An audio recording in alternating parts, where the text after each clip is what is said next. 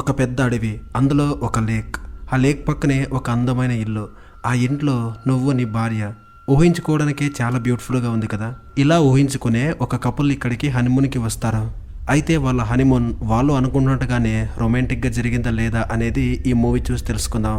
ఈ మూవీ పేరు హనీమూన్. ఈ మూవీ 2014లో వచ్చింది. ఇది ఒక మంచి సైకలాజికల్ థ్రిల్లర్ అనే చెప్పొచ్చు. గాయ్స్, మూవీ స్టోరీ చాలా థ్రిల్లింగ్గా ఉంటుంది. ఎక్కడ స్కిప్ చేయకుండా ఎండ్ వరకు చూడండి. ఈ మూవీలో కొంచెం అడల్ట్ సీన్స్ ఉంటాయి. సో 18+ ఉన్న వాళ్ళు మాత్రమే ఈ మూవీని చూడండి, ఓకేనా? ఇక లేట్ చేయకుండా మూవీ స్టోరీలోకి వెళ్ళిపోదాం. ఈ మూవీ స్టార్టింగ్లో ఒక యంగ్ అండ్ క్యూట్ కపుల్ కనిపిస్తారు. వాళ్ళిద్దరికీ రీసెంట్గానే మ్యారేజ్ అయ్యింది. వాళ్ళ పేర్లు పాల్ అండ్ బీ. ఒకరోజు రాత్రి వాళ్ళిద్దరూ వాళ్ళ వెడ్డింగ్ సీడీని చూసి హ్యాపీగా ఫీల్ అవుతూ ఉంటారు. వాళ్ళిద్దరూ హనీమూన్కి ఎక్కడికి వెళ్ళాలో అని చెప్పేసి చాలా ప్లాన్స్ వేసుకుని చివరికి ఒక అడవిలో ఉండే ఒక చిన్న విలేజ్కి వస్తారు. ఆ అడవి చాలా పెద్దగా ఉంటుంది. అందులో ఒక చిన్న లేక్. ఆ లేక్ పక్కనే అందమైన ఒక వుడెన్ హౌస్ ఉంటుంది. ఇక వాళ్ళిద్దరూ ఆ ఇంట్లోనే స్టే చేయాలి అని డిసైడ్ అవుతారు. ఎందుకంటే అది బీ వల్ల చిన్నప్పటి హౌస్ అన్నమాట. చాలా రోజుల నుండి అక్కడ ఎవ్వరూ ఉండట్లేదు. అయితే ఆ ఇంటి నుండి వ్యూస్ చాలా అద్భుతంగా కనిపిస్తుంది. పక్కనే లేక్, చుట్టూ అందమైన చెట్లు. పగలైతే సూర్యుడు, రాత్రి అయితే వెన్నెల. అలా అక్కడ వాళ్ళ రొమాంటిక్ హనీమూన్ స్టార్ట్ అవుతుంది. ఫస్ట్ రోజు వాళ్ళిద్దరూ చాలా సరదాగా కబుర్లు చెప్పుకుంటూ డిన్నర్ చేసి పడుకుంటారు. అలా వాళ్ళు పడుకున్న తర్వాత ఒక లైట్ వాళ్ళ మీద పాస్ అయి వెళ్ళిపోతుంది. బాగా నిద్రలో ఉండడంతో వాళ్ళు దాన్ని గమనించారు. మరుసటి రోజు మార్నింగ్ వాళ్ళిద్దరూ బ్రేక్ఫాస్ట్ చేసి ఫిషింగ్ చేద్దామని చెప్పేసి బోట్ తీసుకుని పక్కనే ఉన్న లేక్ లోకి వెళ్తారు. ఆ లేక్ లో వాటర్ చాలా చల్లగా ఉంటాయి. చాలాసేపు వాళ్ళిద్దరూ ఆ బోట్ లో ఎంజాయ్ చేస్తారు. అలా చూస్తూ చూస్తూ ఈవినింగ్ అయిపోతుంది. వాళ్ళిద్దరూ డిన్నర్ చేద్దామని చెప్పేసి పక్కనే ఉన్న ఒక రెస్టారెంట్ కి వెళ్తారు. ఆ రెస్టారెంట్ కి వెళ్ళేటప్పటికి అందులో ఉన్న ఓనర్ బాగా ఫ్రస్ట్రేట్ అయ్యి అక్కడ ఉన్న సామాన్లన్నీ కింద పడేస్తూ ఉంటాడు. వీళ్ళిద్దరూ రావడం గమనించి ఆ రెస్టారెంట్ ఓనర్ రెస్టారెంట్ క్లోజ్ అయిపోయింది, మీరిద్దరు వెళ్ళిపోండి అని చెప్పేసి చెబుతాడు. దాంతో ఇక పాల్ వెళ్ళిపోదాం పదా అని చెప్పేసి అంటాడు. అయితే బి మాత్రం ఆ రెస్టారెంట్ ఓనర్ ని తన పేరు పెట్టి పిలుస్తుంది. యాక్చువల్లీ ఆ రెస్టారెంట్ ఓనర్ బి ఇద్దరు చిన్నప్పుడు ఫ్రెండ్స్ అన్నమాట. ఫ్రెండ్స్ మాత్రమే కాదు, వాళ్ళిద్దరి మధ్య ఒక స్పెషల్ బాండింగ్ కూడా ఉండేది. లైక్ రొమాంటిక్ రిలేషన్షిప్ అని కూడా చెప్పొచ్చు. అతని పేరు విల్ బీని గుర్తుపట్టి మీకోసం ఇప్పుడు ఫుడ్ ప్రిపేర్ చేస్తాను అని చెబుతాడు. వాళ్ళిద్దరూ అలా మాట్లాడుకుంటూ ఉన్నప్పుడు విల్ భార్య యానీ బయటికి వస్తుంది. విల్ తన భార్య చేయి పట్టుకుని కోపంగా లోపలికి లాక్కొని వెళ్తాడు. మొత్తానికి వాళ్ళిద్దరూ డిన్నర్ చేసి ఇంటికి తిరిగి వెళ్తూ ఉంటారు. అలా దారిలో వెళ్తూ ఉన్నప్పుడు బి విల్ గురించి ఆలోచిస్తూ ఉంటుంది. అసలు తను అంత కోపంగా ఎందుకున్నాడు? మేబీ యానీని తను ఇష్టం లేకుండానే పెళ్లి చేసుకున్నాడేమో, అందుకే ఇలా ఫ్రస్ట్రేట్ అవుతున్నాడు అని చెప్పేసి ఆలోచిస్తూ ఉంటుంది. ఇది పాల్ గమనించి ఆమెపై అనుమానం వచ్చి ఇలా అడుగుతాడు, నువ్వు ఇంకా విల్ని లవ్ చేస్తున్నావా అని. ఈ విషయం మీద వాళ్ళిద్దరి మధ్య చాలా పెద్ద గొడవ జరుగుతుంది. అలా గొడవ పడుతూనే ఇద్దరు పడుకుంటారు. రాత్రి 3 గంటలకి అలారం మోగుతుంది.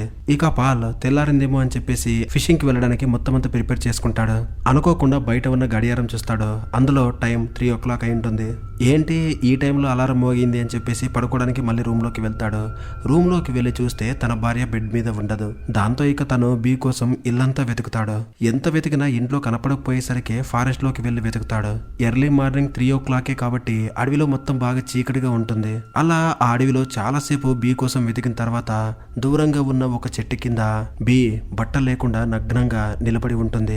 బీని ఆ పొజిషన్ లో చూసిన పాల్ భయపడి నిదానంగా ఆమె దగ్గరికి వెళ్లి ఆమెని పిలుస్తాడు. ఎంత పిలిచినా కూడా తను రెస్పాండ్ అవ్వకపోవడంతో తన చెయ్యి పట్టుకుంటాడు. వెంటనే బీ భయపడినట్టు గట్టిగా అరుస్తుంది. బీ కాన్షియస్ లోకి వచ్చిన తర్వాత పాల్ తన షర్ట్ ని బీకి వేసి తనని ఇంట్లోకి తీసుకెళ్తాడు. అసలు నువ్వు చెప్పకుండా ఇంత రాత్రప్పుడు అడవిలోకి ఎందుకు వెళ్ళావు, నీకేమైంది అని అడుగుతాడు. అందుకు బీ, అసలు నాకేం గుర్తులేదు, నువ్వు నా దగ్గరికి వచ్చి నా చెయ్యి పట్టుకునేదాకా అసలు నన్ను అక్కడికి ఎవరు తీసుకెళ్లారో, నాకేం జరిగింది అనేది నాకేం గుర్తులేదు అని చెబుతుంది. అయితే ఇక్కడ బీ యొక్క బిహేవియర్ కొంచెం స్ట్రేంజ్ గా కనిపిస్తుంది. మరుసటి రోజు మార్నింగ్ పాల్ బీతో, నువ్వు నాకు చాలా రోజుల నుండి తెలుసు, ఎప్పుడూ నేను నిన్నలా నిద్రలో నడిచి వెళ్ళడం గమనించలేదు, అసలు ఏమైంది అని అడుగుతాడు. అందుకు బీ అతనికి ఎటువంటి రెస్పాన్స్ ఇవ్వదు. బీ చూడ్డానికైతే చాలా నార్మల్ గా ఉంటుంది. ఆమె ఎంత నార్మల్ గా ఉన్నా ఆమె బిహేవియర్ లో మాత్రం కొంచెం చేంజ్ వచ్చింది. ఆ చేంజ్ ని పాల్ గమనిస్తాడు. తర్వాత వాళ్ళిద్దరూ ఇంటిమేట్ అవుతున్నప్పుడు బీ థైస్ మీద ఎవరో బైట్ చేసినట్టు పాల్ కి కనిపిస్తుంది. దాని గురించి పాల్ బీని అడుగుతాడు. అప్పుడు బీ, అది కేవలం మస్కిటో బైట్, అంతకుమించి ఇక ఏమీ ఏమీ లేదు, నువ్వు దాని గురించి ఆలోచించకు అని చెబుతుంది. ఇక్కడ బి తన దగ్గర ఏదో దాస్తుంది. అది గమనించిన పాల్ ఆమె మీద అనుమానంతో ఆ రోజు రాత్రి తను ఎక్కడైతే నగ్నంగా నించుందో ఆ చెట్టు దగ్గరికి వెళ్లి ఎంక్వైరీ చేస్తాడు. అయితే ఆ చెట్టు దగ్గర పాల్ కి బి యొక్క డ్రెస్ దొరుకుతుంది. ఆ డ్రెస్ ని ఎవరో చించినట్టుగా కనిపిస్తుంది. పాల్ వెంటనే ఆ డ్రెస్ ని ఇంట్లోకి తీసుకెళ్లి దాన్ని దాచిపెడతాడు. ఆ రోజు రాత్రి పాల్ బీని ఆ డ్రెస్ గురించి అడుగుతాడు. ఆ డ్రెస్ ఎక్కడికి వెళ్ళింది, అసలు నువ్వు ఈ మధ్య ఆ డ్రెస్ ని వేసుకోవట్లేదు ఎందుకు అని చెప్పేసి అడుగుతాడు. అందుకు బి ఆ డ్రెస్ ని లాండ్రీకి వేశాను అని చెప్పేసి అబద్ధం చెబుతుంది. ఆ మాట విని పాల్ కి చాలా కోపం వస్తుంది. ఆ డ్రెస్ నాకు బయట దొరికింది, పైగా ఆ డ్రెస్ ని ఎవరో చింపేశారు అని చెప్పేసి బీకి చెబుతాడు. ఈ విషయం మీద వాళ్ళిద్దరి మధ్య చాలాసేపు ఆర్గ్యుమెంట్స్ జరుగుతాయి. ఇక చీకటి పడ్డంతో ఇద్దరు వెళ్లి పడుకుంటారు. ఆ రోజు రాత్రి కూడా వాళ్ళ మీద ఆ లైట్ పడుతుంది. ఈసారి ఆ లైట్ వాళ్ళ మీద పాస్ అవ్వడం పాల్ గమనిస్తాడు. ఆ లైట్ ముందుకు వెళ్తూ ఉంటుంది. పాల్ ఆ లైట్ నే ఫాలో చేస్తూ వెళ్తాడు. పాల్ బయటికి వచ్చి ఆ లైట్ ని గమనిస్తూ ఉన్నప్పుడు అక్కడ ఒక మనిషి షాడో కనిపిస్తుంది. పాల్ ఆ షాడో విల్దేమో, ఆ విల్ బీ కోసం వెతుక్కుంటూ వచ్చాడేమో అని అనుమానం వచ్చి లోపలికి వస్తాడు. వాళ్ళిద్దరి మధ్య ఏదో సంథింగ్ జరుగుతుంది. బీ బిహేవియర్ లో కూడా చాలా చేంజ్ వచ్చింది అని చెప్పేసి వాళ్ళిద్దరి మధ్య పాల్ కి మొదటి నుంచే డౌట్ ఉంటుంది. ఆ షాడో విల్దా కాదా కన్ఫర్మ్ చేసుకోవడానికి గన్ తీసుకుని అడవిలోకి వెళ్తాడు. ఎంత వెతికినా ఆ షాడో అతనికి మళ్ళీ కనిపించకపోవడంతో గన్ ని ఎయిర్ లో కాల్ చేస్తాడు. మరుసటి రోజు మార్నింగ్ బీ ఒక డైరీ రాస్తూ ఉంటుంది. ఆ డైరీలో నా పేరు బి, నా హస్బెండ్ పేరు పాల్, ఇది నా చిన్నప్పటి ఇల్లు అని రాసుంటుంది. అంతలోపే అక్కడికి పాల్ వస్తాడు. పాల్ చూడకుండా బి ఆ డైరీని క్లోజ్ చేసేస్తుంది. పాల్ ఆ డైరీలో ఏమిందో చూపించమని చెప్పేసి బిని అడుగుతాడు. అయితే బి అస్సలు ఆ డైరీని చూపించదు. ఈ విషయంలో వాళ్ళిద్దరి మధ్య మళ్ళీ గొడవ అవుతుంది. ఇక తర్వాత పాల్ అండ్ బి ఇద్దరు బోట్ లో అటువైపు ఇటువైపు కూర్చుని బోటింగ్ చేస్తూ ఉంటారు. అలా పాల్ బి దగ్గరికి వెళ్ళి నాకు ఇక్కడ ఉండడం ఏమాత్రం ఇష్టం లేదు, మనిద్దరం వెంటనే ఇక్కడి నుంచి వెళ్ళిపోదాం పదా అంటాడు. అయితే బి మాత్రం దానికి అస్సలు ఒప్పుకోదు, ఇక్కడే ఉందాం అంటుంది. అప్పుడే వాళ్ళిద్దరు కిస్ చేసుకుంటారు. అలా కిస్ చేసుకుంటూ ఉన్నప్పుడు బీకి బ్లీడింగ్ స్టార్ట్ అవుతుంది. ఏంటిది ఇప్పుడు బ్లీడ్ అవుతుంది అని చెప్పేసి అడుగుతాడు. అప్పుడు బి ఇది నార్మల్ డేట్ అంతే అంటుంది. పాల్కి అసలు అది ఏమాత్రం నార్మల్ గా కనిపించదు. మనం వెంటనే డాక్టర్ దగ్గరికి వెళ్దాం అంటాడు. వద్దులే పర్లేదు, దానిని నేను చూసుకుంటాను అని చెప్పేసి బి అంటుంది. అలా ఇద్దరు ఇంట్లోకి వెళ్తారు. ఇంట్లోకి వెళ్ళిన తర్వాత పాల్ బి మీద అరుస్తాడు. అసలు నీకేమైంది, చాలా రోజుల నుండి నేను అబ్జర్వ్ చేస్తున్నాను, ఎందుకు నువ్వు ఇలా డిఫరెంట్గా బిహేవ్ చేస్తున్నావు అంటాడు. ఇదంతా నీ ఫ్రెండ్ విల్లు వల్లే కదా అని చెప్పేసి కోపంగా విల్లు వాళ్ళ ఇంటికి వెళ్తాడు. ఇంట్లోకి వెళ్ళి చూసేసరికి అక్కడ విల్లు భార్య యానీ ఉంటుంది. పాల్ యానీ దగ్గరికి వెళ్తాడు. ఆమె నా పేరు యానీ, నా భర్త పేరు విల్ అని అంటుంది. ఇలాంటి మాటలే మార్నింగ్ బీ కూడా తన డైరీలో రాసుకుంది. ఇదంతా పాల్ గమనిస్తూ యానీని విల్ ఎక్కడున్నాడు అని అడుగుతాడు. నువ్వు వెంటనే ఇక్కడి నుంచి వెళ్ళిపో, మనందరం సేఫ్ గా లేము అని చెప్పేసి యానీ పాల్తో చెబుతుంది. పాల్ యానీ తొడ మీద కూడా ఎవరో బైట్ చేసినట్టు గమనిస్తాడు. పాల్ ఇంకో మాట మాట్లాడేలోపే యానీ అక్కడి నుంచి వెళ్ళిపోతుంది. అక్కడ పాల్ కి విల్ యొక్క క్యాప్ కనిపిస్తుంది. ఆ క్యాప్ తీసుకుని చూస్తే దానిపై బ్లడ్ ఉంటుంది. పాల్ కి అంత అయోమయంగా అనిపిస్తుంది. ఇక వెంటనే విల్ ఇంట్లోకి వెళ్తాడు. ఇంట్లో తనకి ఒక సిస్టమ్ కనిపిస్తుంది. అందులో సీసీటీవీ ఫుటేజ్ మొత్తం రికార్డ్ అయి ఉంటుంది. పాల్ ఆ ఫుటేజ్ అంతా చెక్ చేస్తూ ఉంటే యానీ రాత్రైతే సేమ్ బీలాగే ఇంట్లో నుండి బయటకు వెళ్తూ ఉంటుంది. ఇదంతా చూసి పాల్ షాక్ అవుతాడు. అప్పుడే సిస్టమ్ ఆఫ్ అవుతుంది. ఒక పెద్ద లైట్ కూడా బ్లింక్ అవుతుంది. అప్పుడు పాల్ చూపు తన ఎదురుగుండా ఉన్న వాల్ పై పడుతుంది. ఆ వాల్ పైన చాలా పేపర్లు అతికించి ఉంటాయి. ఆ పేపర్ల మీద బి అండ్ యానీ ఇద్దరు రాసినట్టే ఆ పేపర్లో చాలా మంది అమ్మాయిలు రాసుంటారు. ఇదంతా చూసిన పాల్కి భయం స్టార్ట్ అవుతుంది. ఇక అతను అయోమయ స్థితిలో ఏం చేయలేక ఇంటికి వెళ్తాడు. అలా పాల్ అక్కడి నుంచి రిటర్న్ వెళ్తూ ఉన్నప్పుడు అతనికి ఆ వాల్ పైన ఒక షాడో కనిపిస్తుంది. ఎవరో అక్కడే ఉన్నట్టు తనని ఫాలో చేస్తున్నట్టు అతనికి కనిపిస్తుంది. పాల్ వెంటనే ఇంటికి వెళ్లి బీకి విల్ క్యాప్ చూపించి విల్ చనిపోయాడు, ఇక్కడంతా ఏదేదో జరుగుతుంది, నాకెందుకో భయంగా ఉంది, ఇక్కడి నుంచి వెళ్ళిపోదాం అంటాడు. యానీ పాల్ వాళ్ళని కాపాడదామని చెప్పేసి ముందుగానే ఇక్కడి నుంచి వెళ్ళిపోండి అని చెప్పుంటుంది.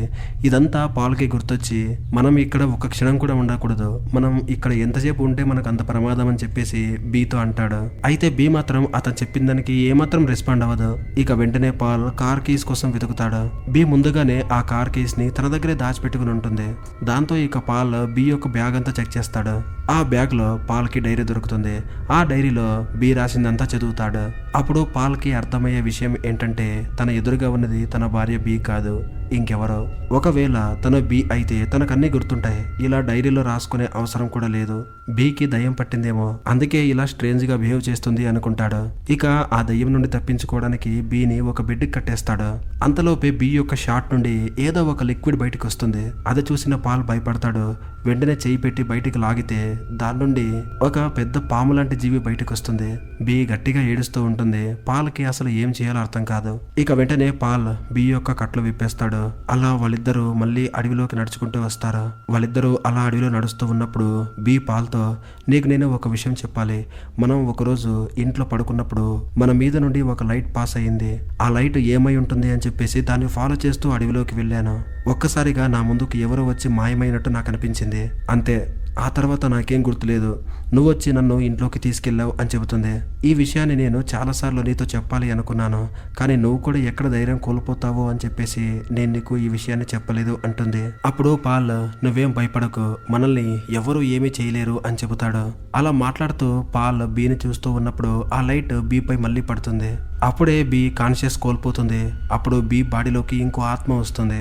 బి చాలా స్ట్రేంజ్ గా బిహేవ్ చేస్తూ పాల్ వైపే చూస్తూ తనతో ఇలా అంటుంది, ఇక్కడ నీ హెల్ప్ ఎవరికి అవసరం లేదు, నువ్వు వెంటనే ఇక్కడ నుంచి వెళ్ళిపో అంటుంది. అప్పుడు పాల్, ఎవరు నువ్వు, ఎందుకు ఇక్కడికి వచ్చావని చెప్పేసి గట్టిగా అరుస్తాడు. ఇక బీకి కోపం వచ్చి గట్టిగా తనని కొడుతుంది. దాంతో ఇక పాల్ కింద పడి అన్కాన్షియస్ అయిపోతాడు. మరుసటి రోజు మార్నింగ్ పాల్ నిద్రలేచి చూస్తే తను లేక్ మధ్యలో బోట్లో ఉంటాడు. తన చేతులు కాళ్ళు అన్నీ కట్టేసి ఉంటాయి.